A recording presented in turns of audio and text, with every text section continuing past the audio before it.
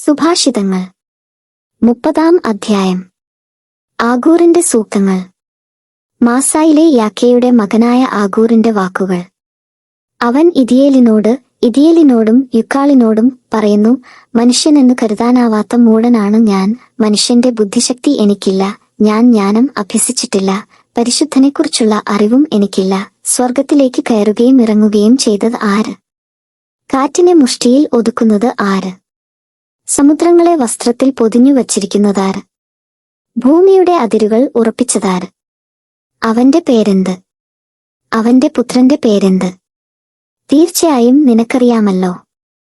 ദൈവത്തിന്റെ ഓരോ വാക്കും സത്യമെന്നു തെളിയുന്നു.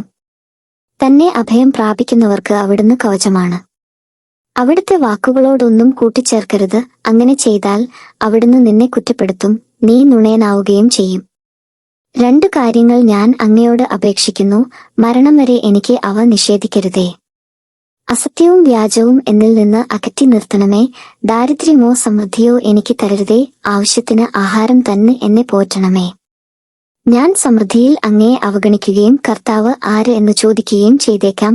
ദാരിദ്ര്യം കൊണ്ട് മോഷ്ടിച്ച് ദൈവനാമത്തെ നിന്ദിക്കുകയും ചെയ്തേക്കാം. ഭൃത്യനെക്കുറിച്ച് യജമാനനോട് അപവാദം പറയരുത്. അങ്ങനെ ചെയ്താൽ അവൻ നിന്നെ ശപിക്കുകയും നീ കുറ്റക്കാരനായി കരുതപ്പെടുകയും ചെയ്യും. പിതാവിനെ ശപിക്കുകയും മാതാവിന് നന്മ നേരാതിരിക്കുകയും ചെയ്യുന്നവരുണ്ട്. നിർദോഷരെന്നു ഭാവിക്കുകയും മാലിന്യം കഴുകിക്കളയാതിരിക്കുകയും ചെയ്യുന്നവരുണ്ട്. കണ്ണുകളിൽ ഗർവം മുറ്റിനിൽക്കുന്ന ചിലരുണ്ട്. വാളും കത്തിയും പോലുള്ള പല്ലുകൾ കൊണ്ട് ദരിദ്രരെയും അഗതികളെയും കടിച്ചു തിന്നുന്ന ചിലരുണ്ട്. കന്നട്ടയ്ക്ക് 2 പുത്രിമാരുണ്ട്. തരുക തരുക എന്ന് അവർ മുറവിളി കൂട്ടുന്നു. ഒരിക്കലും തൃപ്തിയടയാത്ത 3 കാര്യങ്ങളുണ്ട്. 4 കാര്യങ്ങൾ ഒരിക്കലും മതി എന്ന് പറയുന്നില്ല. പാതാളം, വന്ധ്യമായ ഉദരം, വെള്ളം കൊതിക്കുന്ന ഭൂമി, മതിവരാത്ത അഗ്നി. പിതാവിനെ പരിഹസിക്കുകയും അമ്മയെ അവജ്ഞയോടെ ധിക്കരിക്കുകയും ചെയ്യുന്നവന്റെ കണ്ണ് മലങ്കാക്കകൾ കൊത്തിപ്പറിക്കുകയും കഴുകന്മാർ തിന്നുകയും ചെയ്യും. 3 കാര്യങ്ങൾ എനിക്ക് അത്യത്ഭുതകരമാണ്. 4 കാര്യങ്ങൾ എനിക്ക് മനസ്സിലാകുന്നില്ല.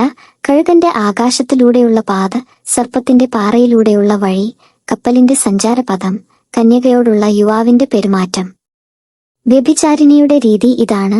അവൾ വിശപ്പടക്കി മുഖം തുടിച്ചുകൊണ്ട് പറയുന്നു, ഞാൻ ഒരു തെറ്റും ചെയ്തില്ല. 3 കാര്യങ്ങൾ ഭൂമിയെ വിറകൊള്ളിക്കുന്നു. 4 കാര്യങ്ങൾ അസഹ്യമാണ്. രാജാവായി ഉയർന്ന അടിമ, മൃഷ്ടാന്ന ഭോജനം കഴിച്ച ഭോഷൻ, സ്നേഹിക്കപ്പെടാത്ത ഭാര്യ, യജമാനത്തിയുടെ സ്ഥാനം അപഹരിച്ച ദാസി.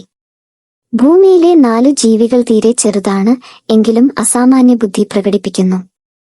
എറുമ്പിൻകൂട്ടം എത്രയോ ദുർബലം, എങ്കിലും അവ വേനൽക്കാലത്ത് ആഹാരം കരുതിവയ്ക്കുന്നു. കുഴിമുയൽ കെൽപ്പില്ലാത്ത ഒരു കൂട്ടം, എങ്കിലും അവ പാറകളിൽ പാർപ്പിടം നിർമ്മിക്കുന്നു.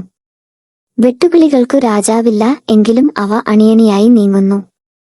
പല്ലി കൈയിലൊതുങ്ങാനേയുള്ളൂ, എങ്കിലും അതു രാജകൊട്ടാരങ്ങളിൽ പോലും കയറിപ്പറ്റുന്നു. 3 കൂട്ടർ കാൽവയ്പിൽ പ്രൗഢി പുലർത്തുന്നു. 4 കൂട്ടർക്കു നടത്തത്തിൽ ഗാംഭീര്യമുണ്ട്.